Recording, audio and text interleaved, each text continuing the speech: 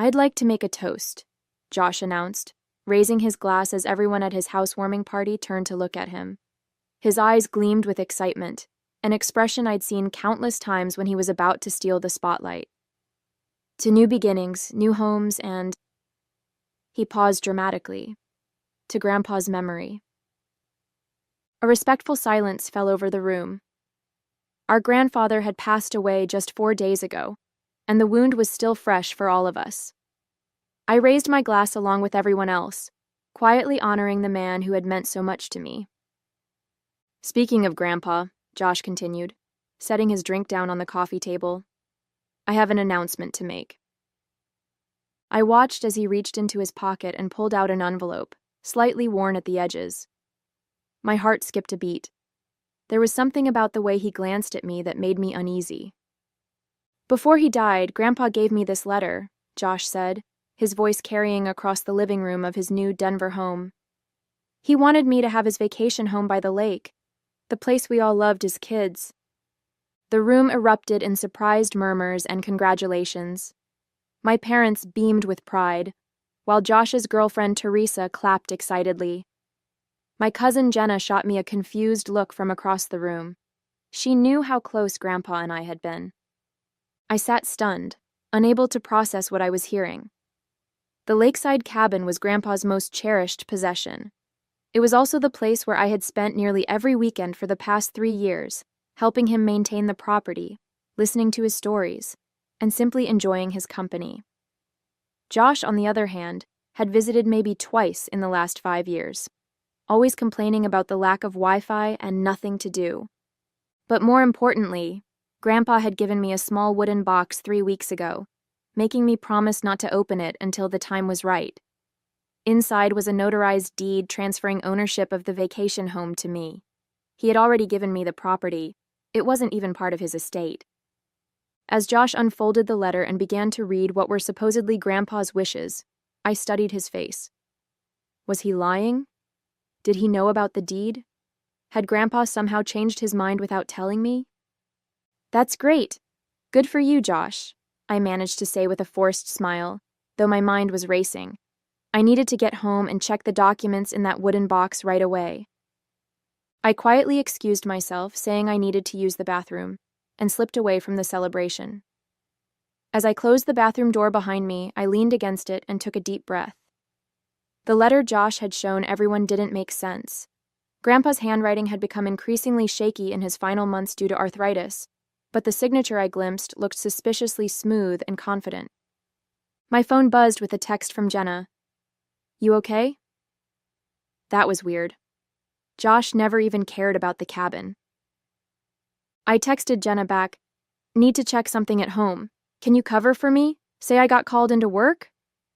Within minutes, she had made my excuses to the family, and I slipped out the back door while everyone was still fawning over Josh's inheritance. The drive to my apartment felt surreal. Streetlights blurred as memories of Grandpa flooded my mind, teaching me to fish off the dock, pointing out constellations in the clear mountain sky, laughing at my terrible attempts to skip stones across the lake. The vacation home wasn't just property. It was where our most precious memories lived. It was our special place, where Grandpa had taught me about resilience, patience, and finding joy in simple things. Josh had never shown any interest in those lessons or the cabin itself.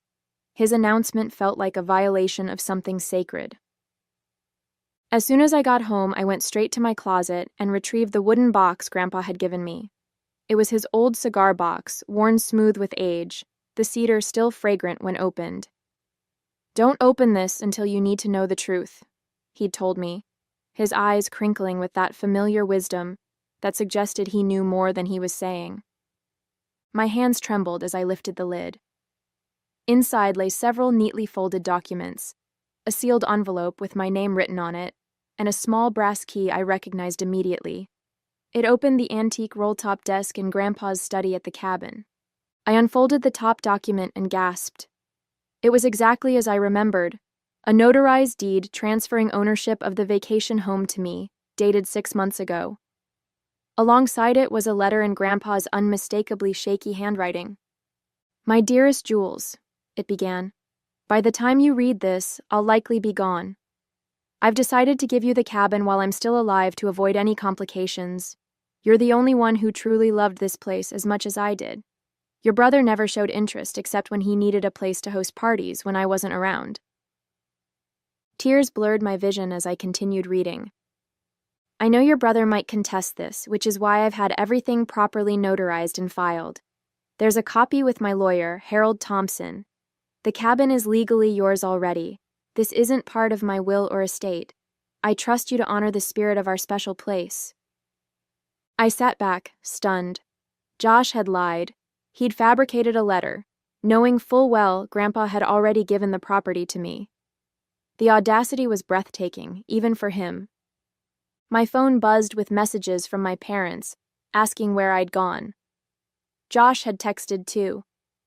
Nice disappearing act. Don't worry, you can still visit the cabin if you ask nicely. That's when I knew what I had to do.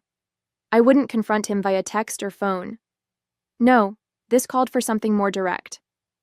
I gathered the documents, tucked them back into the box, and checked the time. The party would still be going for a couple more hours. I wiped my tears, took a deep breath, and headed back to my car. It was time for the truth to come out. The drive back to Josh's house gave me time to think. I wasn't going to cause a scene. That wasn't my style, and certainly not what Grandpa would have wanted. He'd always told me, "When you have truth on your side, Jules, you don't need to shout it from the rooftops. The quiet truth hits harder than any loud lie." I parked a block away from Josh's house, the wooden box secure on the passenger seat beside me. For a moment, I just sat there, gathering my courage. I thought about all the weekends I'd spent with Grandpa at the cabin while Josh was too busy to visit. I remembered how Grandpa's face would light up when I arrived, how we'd spend hours talking about everything and nothing on the porch swing. "What would you do, Grandpa?" I whispered, running my fingers over the box's smooth surface. The answer came almost immediately in my mind. The right thing, with grace. I decided not to go back into the party right away. Instead, I texted Jenna. "How many people are still there?" She replied quickly, "Just family now. Most guests left after dinner." "You coming back?" This was perfect. I didn't want a crowd for what I needed to do. I took the box and walked the short distance to Josh's front door. When I knocked, it was Josh himself who answered, his expression shifting from surprise to wariness. "Work emergency over already?" he asked, his tone suggesting he didn't believe there had been one in the first place. "We need to talk, Josh," I said calmly, stepping past him into the house. Everyone looked up as I entered the living room. My father was examining what must have been Josh's letter more closely, while my mother was already discussing renovation plans for the cabin with Teresa. Jenna sat quietly in the corner, watching the scene with obvious discomfort. "Jules is back," my mother announced unnecessarily. "We were just discussing Josh's wonderful news about the cabin." "Actually," I said, setting the wooden box down on the coffee table, "that's what I wanted to talk about." Josh's eyes locked onto the box, recognition flickering across his face. "What's that?" he asked, though I could tell from his expression that he had a good idea. "Something Grandpa gave me 3 weeks ago," I explained, keeping my voice level. "He asked me not to open it until the time was right." I looked directly at Josh. "I think that time is now." Before Josh could protest, my father leaned forward with interest. "What is it, Jules?" I opened the box and carefully removed the notarized deed and Grandpa's letter. 6 months ago, Grandpa legally transferred ownership of the vacation home to me, I said, laying the documents on the table for everyone to see. "It's already mine. It's not part of his estate or will." The room fell silent. My mother's mouth dropped open, while my father picked up the deed with a furrowed brow. Josh stood frozen, his face draining of color. "This is notarized," my father confirmed, examining the document. "And this is definitely your grandfather's signature." "That's impossible," Josh finally sputtered. "Grandpa gave me the letter. He wanted me to have the cabin." "May I see that letter again?" I asked, extending my hand toward my father. He handed it over, and I placed it side by side with Grandpa's handwritten letter from my box. The difference was stark and obvious. The handwriting on Josh's letter was an attempt at imitation, but it lacked the telltale shakiness caused by Grandpa's arthritis. The signature was too perfect, too controlled. "Josh," my mother said slowly, her voice barely above a whisper, "did you forge this letter?" His silence was answer enough. Josh's silence stretched uncomfortably before he finally broke it, his voice a mixture of defiance and desperation. "You don't understand. It's not fair that she gets everything." "Everything?" I echoed, genuinely confused. "What are you talking about?" "You were always Grandpa's favorite," Josh said, his words rushing out like water through a broken dam. "Always visiting him, always helping him, always the perfect grandchild. The rest of us barely got a look in." My father cleared his throat, clearly uncomfortable with the direction the conversation had taken. "Josh, regardless of how you feel, forging your grandfather's signature is serious." "Let me see those," my mother interjected, reaching for both letters. She compared them side by side, her expression shifting from disbelief to disappointment. "Oh, Josh," she sighed, "how could you do this?" Teresa slowly stood up, her face pale. "I think I should go," she murmured, avoiding Josh's pleading look as she gathered her purse and headed for the door. "Wait, Teresa, this isn't what it looks like," Josh called after her, but she was already gone, the front door closing firmly behind her. The room fell silent again. Jenna caught my eye and gave me a small, supportive nod. She had always seen through Josh's antics, even when our parents couldn't. "I don't understand," my father said finally, turning to Josh. "Why would you announce something like this without even checking if it was true? The will reading isn't until next week." Josh's face flushed with anger and embarrassment. "I found out about the deed," he admitted. "I was at Grandpa's lawyer's office last week, asking about the estate, and Thompson mentioned that the cabin wasn't part of it because it had already been taken care of. He wouldn't tell me more because of client confidentiality, but I knew what it meant. I thought if I announced it first, maybe..." "Maybe what?" my mother pressed. "Maybe Jules would just let you have it? Maybe everyone would believe me instead of her for once," Josh snapped, his voice rising. "Maybe I could have something that mattered to Grandpa, too." His words hung in the air, revealing a jealousy deeper than I had realized. I felt a twinge of sympathy, despite everything. Had he really felt that excluded from Grandpa's life? "Josh," I said quietly, "Grandpa invited you to the cabin countless times. You always said you were too busy." "Because I felt like an intruder," he shot back. "By the time I realized what I was missing, it was too late. You two had your special bond, your inside jokes, your traditions. There was no room for me." My father shook his head, disappointment evident in his expression. "That doesn't justify lying to the entire family, son." Josh slumped into a chair, the fight seemingly draining out of him. "So what happens now?" he asked, not looking at any of us. "You've made your point, Jules. You win." "This isn't about winning," I said, thinking of Grandpa and what he would want in this moment. Despite Josh's deception, he was still my brother, and Grandpa had loved him too, in his own way. I reached back into the wooden box and pulled out something I hadn't mentioned yet, a sealed envelope with Josh's name on it, written in Grandpa's distinctive handwriting. "He left something for you too," I said, holding it out to my brother. Josh looked up, suspicion and hope warring in his expression. "What is it?" "I don't know," I admitted honestly. "Grandpa told me not to open anything that wasn't addressed to me." After a moment's hesitation, Josh took the envelope and carefully opened it. As he read the contents, his expression shifted from defensive to shocked, and finally to something that looked like genuine remorse. "He knew," Josh said finally, his voice barely above a whisper. "He knew I might try to claim the cabin." My mother moved to sit beside him. What does it say, honey? Josh hesitated, then handed her the letter. Read it, he said. Everyone should hear it. My mother adjusted her reading glasses and began. Dear Josh, if you're reading this, then Jules has opened my cedar box, which means one of two things. Either I'm gone, or something has happened that made her feel it was necessary to reveal its contents. I've known you since the day you were born, and I know your heart. You've always wanted recognition and validation, things I perhaps failed to give you in the way you needed.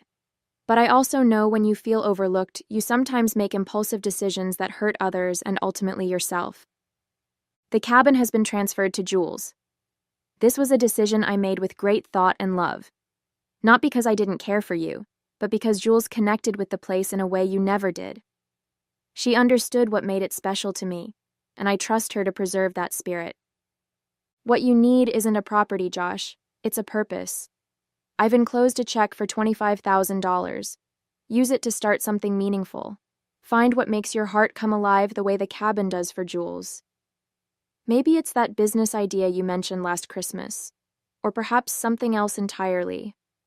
I hope someday you'll understand that this isn't about favorites or fairness. It's about recognizing different paths for different hearts. Jules will keep the door open for you at the cabin, I have no doubt, but your future lies in building something of your own. With love and hope, Grandpa. When my mother finished reading, there wasn't a dry eye in the room. Josh sat with his head bowed, the check clutched in his trembling hand. He saw right through me, he murmured, even from the grave. My father moved to place a comforting hand on Josh's shoulder. Your grandfather was a perceptive man. Josh looked up at me, really looked at me, perhaps for the first time in years. I'm sorry, Jules, I had no right to try and take what was already yours. The words seemed to cost him, but they also sounded sincere. I nodded, not quite ready to offer forgiveness, but acknowledging his apology. There's something else in the box, I said, reaching for it again. I pulled out a small photo album and opened it to reveal pictures spanning years. Josh and me as children at the cabin, building sandcastles by the lake, roasting marshmallows with Grandpa at the fire pit. He kept this in his desk at the cabin, I explained, turning pages to show more recent photos. He never stopped hoping you'd come around, Josh. My brother stared at the photos, emotion washing over his face. I really messed up, didn't I? Yes, I agreed, not sugarcoating it. But Grandpa obviously thought you could do better. The room fell silent again, but it was a different kind of silence, contemplative rather than tense, sad rather than angry. The evening had taken a turn none of us had expected, laying bare years of complicated feelings and unspoken resentments. Jenna, who had been watching silently, finally spoke up. So, what happens now? It was the question hanging in the air for all of us. What do you do after a moment of painful truth? How do you move forward from betrayal and revelation? I closed the wooden box, feeling the weight of responsibility Grandpa had placed on me, not just for the cabin, but perhaps for healing our family too. Now, I said quietly, we tried to honor what Grandpa wanted for both of us. The gathering broke up soon after. My parents left with concerned glances back at Josh, clearly torn between disappointment in his actions and worry for his well-being. Jenna gave me a quick hug before heading out, whispering, "Call me tomorrow." And then it was just Josh and me in his new house, the celebratory atmosphere completely evaporated. Josh moved around his kitchen mechanically, making coffee neither of us really wanted. The silence between us felt heavy with all the years of competition and misunderstanding. I didn't plan it, he said finally, setting a mug in front of me. The forgery, I mean. When I found out about the deed, I was angry, hurt. I made the letter that same night, not really thinking I'd use it. Then why did you? I asked, wrapping my hands around the warm mug. Josh stared into his coffee as if it might hold answers. When everyone was here tonight celebrating my new house, I wanted more, something bigger to announce. It just came out. He looked up, his expression vulnerable in a way I rarely saw. I've always been jealous of what you had with Grandpa. You could have had it too, I pointed out, not unkindly. He wanted that. I know that now, Josh admitted. But I was too proud, too stubborn to see it then. He hesitated, then asked, "What are you going to do with the cabin?" It was the question I'd been asking myself since Grandpa had given me the deed 6 months ago. Keep it as it is, mostly. It needs some repairs, but I don't want to change its character. Josh nodded, looking relieved. That's good. It should stay the way Grandpa loved it. I studied my brother, this person I'd grown up with but sometimes felt I barely knew. You're welcome there, you know, anytime. His eyes widened slightly in surprise. Even after what I did? The cabin was meant to bring family together, not drive us apart, I said, echoing what I believed Grandpa would have wanted. That doesn't mean I'm not still angry, or that I trust you completely right now, but the door is open. Josh seemed to understand the qualified olive branch for what it was. Thank you. We sat in silence for a few more minutes, sipping coffee that had already gone cold. The night had been exhausting, emotionally and physically, and there was still much to process. I should go, I said finally, standing up. It's been a long night. Josh walked me to the door. Before I left, he asked, "Do you think Grandpa knew this would happen? The showdown over the cabin?" I thought about the careful preparation Grandpa had made, the notarized deed, the separate letters, his instructions to me about when to open the box. I think he hoped it wouldn't, I answered honestly. But he was prepared in case it did. Josh shook his head, a rueful smile on his face. He always was 3 steps ahead of everyone else. That he was, I agreed. As I drove home, the wooden box secure on the seat beside me once more, I felt a curious mixture of emotions, sadness for the pain of the evening, relief that the truth was out, and a tentative hope that maybe, just maybe, this could be a turning point for Josh and me. The cabin keys felt heavy in my pocket, not just metal, but the weight of responsibility and memory. Grandpa had trusted me with something precious, and I intended to honor that trust. But maybe there was room for Josh in that picture too, if he was willing to meet me halfway. Tomorrow I decided I would drive up to the cabin, sit on the porch swing, watch the light change over the water, and perhaps feel Grandpa's presence one more time, guiding us toward healing, even in his absence. The cabin looked exactly as I remembered it. Weathered cedar siding, emerald green shutters, and the wide porch that wrapped around 3 sides of the structure. As I pulled into the gravel driveway, the early morning sun cast long shadows through the pines, creating patterns across the ground that seemed to welcome me home. I sat in my car for a moment, taking it all in. This was mine now. Not just a building or a piece of property, but a sanctuary filled with memories and whispers of the past. I could almost see Grandpa in his favorite rocking chair, baseball cap pulled low over his eyes as he dozed in the afternoon light. The cabin key slid into the lock with a familiar resistance. You had to jiggle it just right, a quirk Grandpa had refused to fix because he claimed it kept out the riffraff. Inside, everything was just as he'd left it. Books stacked on the side table, fishing gear organized meticulously in the corner, the faint scent of pipe tobacco lingering in the air despite his doctor's orders to quit smoking years ago. I moved through the rooms slowly, trailing my fingers along furniture that had been in our family for generations. The stillness was peaceful rather than oppressive, as if the cabin itself was holding its breath, waiting to see what would happen next. My phone buzzed in my pocket, a text from Jenna. "How's the cabin? Your mom called me this morning. Josh is a wreck." I typed back, "Cabin's perfect. Not sure how to feel about Josh yet." Another message followed quickly. "He's been calling everyone, trying to explain himself. Your parents are still pretty upset." I wasn't surprised. The fallout from last night's revelations would take time to settle. Trust, once broken, couldn't be mended overnight. Setting my phone aside, I walked to the large picture window overlooking the lake. The water sparkled in the morning light, serene and unchanging despite the human drama unfolding around it. "I'm here, Grandpa," I whispered to the empty room. "I'll take good care of it, I promise." 3 weeks passed before Josh reached out. His text was simple. "Can we talk? At the cabin, maybe?" I deliberated for a day before responding with a time and date. Part of me wasn't ready to share this space with him yet, but Grandpa's voice kept echoing in my mind. "Holding grudges makes the heart heavy, Jules. Sometimes forgiveness is more for you than for them."